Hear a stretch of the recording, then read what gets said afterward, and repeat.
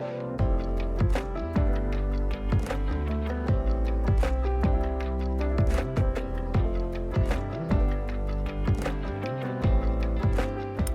morning. So I am down at our beehive this morning and I'm going to do my inspection and also probably harvest some honey. So I thought I might take you guys along today and just show you how the hive is going. It's been a little while since we've had an update. So for those who haven't seen my previous videos on this, we have a flowhive and we've had it for just over a year now. Our first year of beekeeping was a little bit difficult. We got the nucleus hive of 5 frames in, I think it was September last year. That's 2022, if you're watching this in the future. And all was going well to begin with. And then we very quickly got a infestation of hive beetle. And it really damaged the hive. Obviously a nucleus hive is quite vulnerable because it's not got the numbers that the full-size hives do. So even though we were trapping, we had this outbreak of hive beetle. Managed to get that under control with extra traps being put in.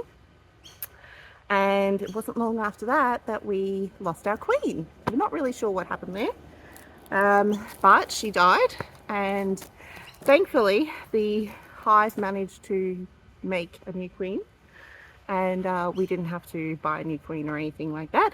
We just had a very stressful few weeks while we waited to see whether they would do it on their own. Thankfully they did, and then all was going well again, and then we had another hive beetle infestation, and that was also at the time where I was pregnant and not able to fit into my bee suit. And so my dad was actually coming down and looking after the bees for me. But yeah, that was a bit stressful because, you know, I couldn't get in there and look at it myself and all of that. But thankfully that got under control. But needless to say, we did not harvest any honey in our first year, and we just kept the hive going and going. And this year spring rolls around, because we are located in Queensland, Australia, and so being in November now, we are right at the end of our spring going into summer, and so September rolls around and spring hits and we get our first harvest. So we've already had 3 harvests. I'm going in once every 3 weeks at the moment, just to make sure that they've got enough space in the brood box and that all is going well, and then also to harvest honey. So this will be inspection number 4 for this spring, and also harvest number 4. I've just been thinking I might have got my first harvest in August. I'll have to go back and have a look at my records. So it's been going really, really well. So what's one important thing to note about the flowhive? Everyone thinks that it is this really, really easy way to have bees, and it is. Like, you can harvest honey without having to have all the extraction equipment, which is wonderful, particularly if you only want, you know, one backyard hive. You don't need to have all the extra stuff. But you don't get out of all of the other maintenance. Like, you still have to go in regularly and check that your hive is doing well, you know, trap for hive beetles and all those sorts of things. If you're overseas, I think you've got other regimes you have to do with the varroa with the mite, which fingers crossed it doesn't get here. There's been an outbreak in Australia, but I'm hopeful that it won't get to us. So yeah, you don't get out of that. You still have to maintain your hive. So that's what we're going to do today. We're going to go into the brood box. We're going to see if we can find our queen. I haven't been able to find her for the last few inspections, but that's okay because I've been seeing evidence that she is still there and doing her job. There's been lots of brood in all different stages, so we'll look for that again. We'll make sure that they've got enough room to keep building their colony, and we will check on the traps that we got for hive beetle, make sure they're all topped up and good. And then once that is done, we'll go into the flowhive super and we will see if there is any honey that is ready to harvest. So I have just the last few times been doing it with the bottles directly. And it is not easy. So you see all the advertising for flowhive, and they have like these beautiful shots of you know, the honey flowing into the bottles and, you know, all that sort of stuff. And it is really lovely to do it that way, except that in my experience, the bees still try to get into the bottles. So we have decided this time, because I've tried like the cling wrap around the bottles and it's all messy and it's hard when you have to change them over to the next one. So this time we have gone for a new system. I have me a big bucket. This is a 20-litre bucket, and I bought one that has a honey gate on the bottom, and then my husband has put 4 holes in the top for me. And I bought one big roll of this tube, cut it into 4, and this will fit into the holes. And then at the other end you have your flowhive connector. I don't remember what this is called. And that fits into the end of the tube as well. Get it in. There we go. Fits into the end of the tube, so we can connect this to the hive. Put this in the bucket, like so. And hopefully we can just collect directly into the bucket. I don't know how many frames I'm going to have that are ready for collection. So we've got 4 available here, but if I don't need 4, I will just take over the extra ones so that the bees can't dive bomb into the bucket. Anyway, that's the plan. So let's just get started and see how the hive is looking. For those of you who haven't had any experience with bees, this here is a beehive that has 2 boxes. So the bottom box is called the brood box, and this is where the queen lives with all of her workers, and this is where all the baby bees are born and everything like that. This top box is called the super, and that's where the honey is stored. A little bit of honey is stored down in the brood box for them to eat, but the majority of it is up in this super. There is a separator between the 2 boxes called a queen excluder, and that stops the queen, who is a bit bigger than the rest of the bees, from being able to get up into the super, and that way she can't lay her eggs up in where you're going to be harvesting your honey. So we're at the back of the hive at the moment. Around the front is where all the bees are coming in and out and doing their thing. So that's why we're working at the back, because then you're less in their way. I'm just going to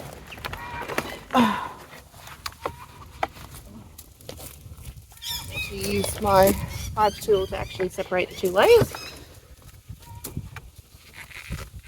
There we go.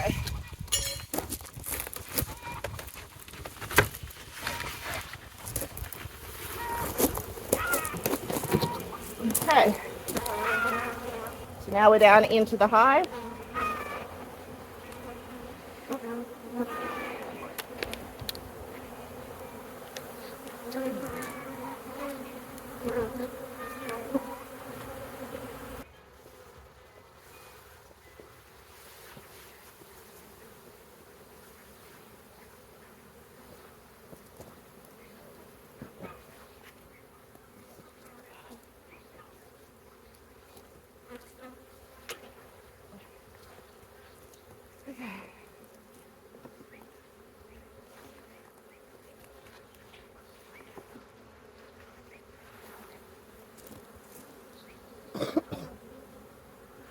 Okay, so you can see there's lots of brood on this one, and lots of brood and a bit of pollen on this one as well. So that is good. Various stages of brood, so some of it is capped, some of it is still open and being fed, and they're different sizes. So there's tiny little ones, and then there's bigger ones as well.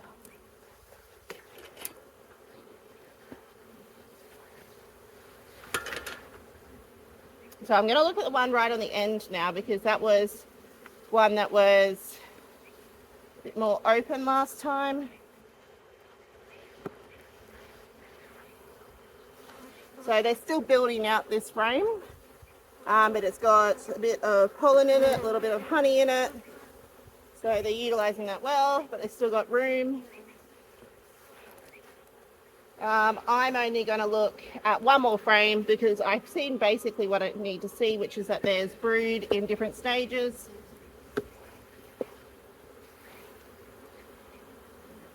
And yeah, lots more pollen in this one. Again, more brood. And they're still building this out, so there's still plenty of room for them to expand their hive. So I'm happy with what I've seen. And now we're going to put the traps back in.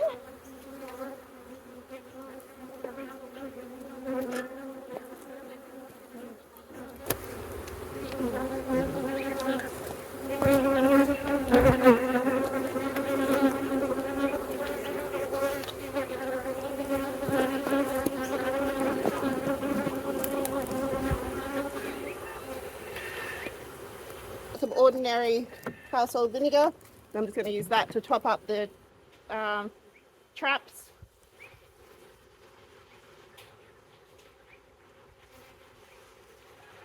The hive beetles go into the traps because it's dark, and then they drown in the vinegar.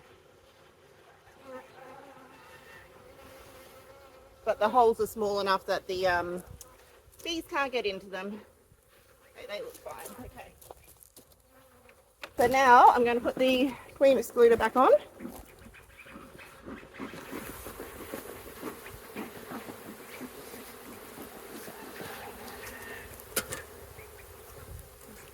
And I'm not getting any bees.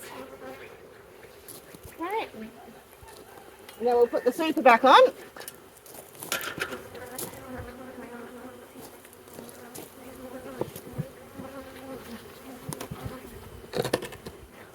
Oh, which was really heavy.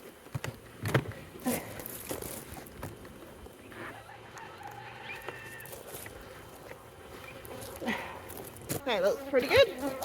Now let's go into the super and see what honey we have.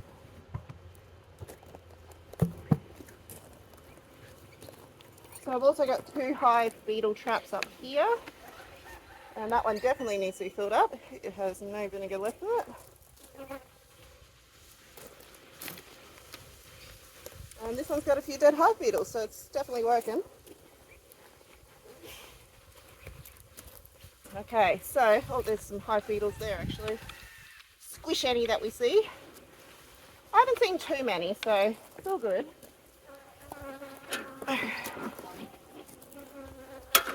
Okay, so now we're just going to go in and check how much honey is in each of these frames and work out which ones we're going to harvest.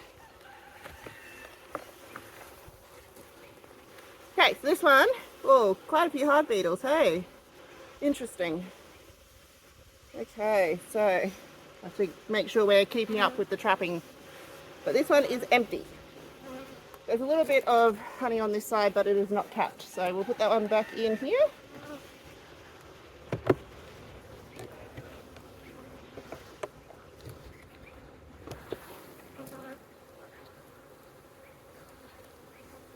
Okay, again, a little bit of honey on this side. Some of it's capped, but not a lot. So we'll put that one back in.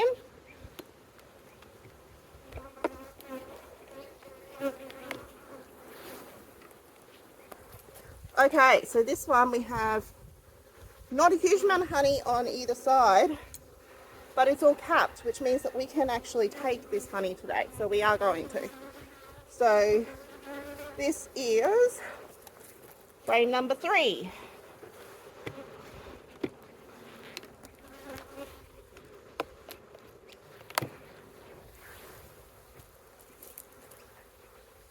Okay, so this one, the honey is all capped on that side, but on this side, it's not fully capped, so we can't take this one.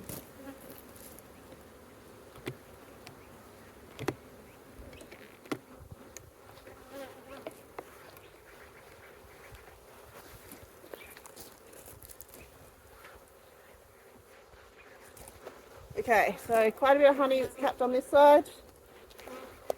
And quite a bit of honey on this side, but not all of it's capped, so I can't take that one. So at the moment we've just got frame 3.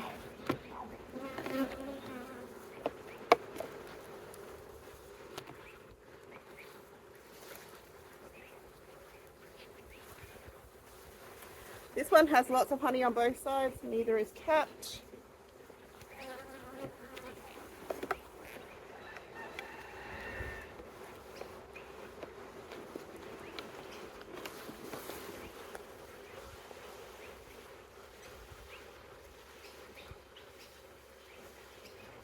Okay, this one is almost full of honey, but it's not capped. Sure, last time I had one that was fully filled, and I didn't take it. Fully filled on one side.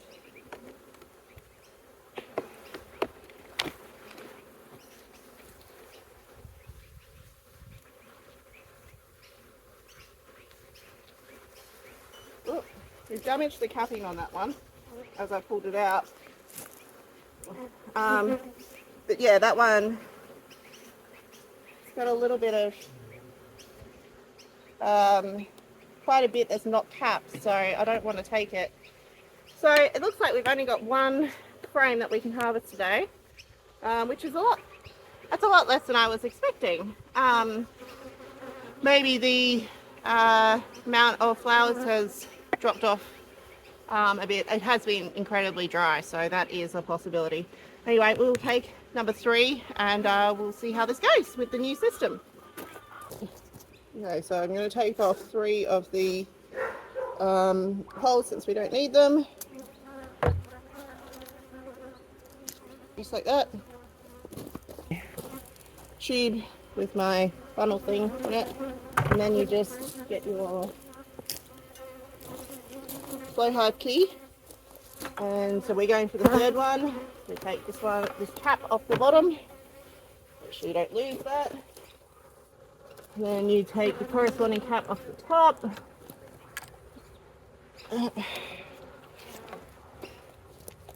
This is going to be pushed into the bottom here with the little tab down to the bottom.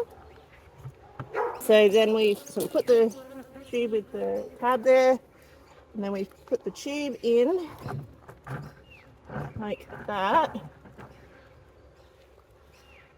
And hopefully when we turn the key, the honey runs out of there into the bucket. So then you just put your flowhive key in the bottom slot up the top here, and you just turn. I like to do a little bit at a time because it's a bit tough sometimes. Just work your way along all the way to the back. Okay, now we should start to see honey fall out of there.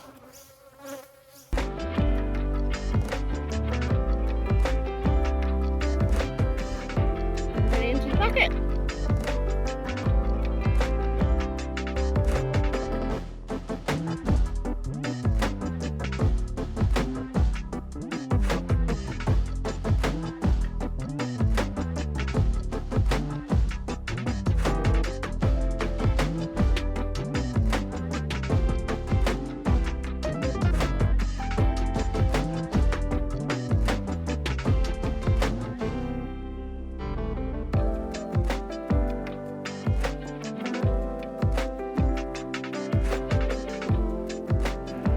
Okay, well, I'm going to end the video there. We are still harvesting, but that's going to take a while. It slowly drains out. So I hope you enjoyed seeing a bit of the beekeeping and honey harvesting stuff that we're up to. And I will catch you on the next video, guys. Have a great day.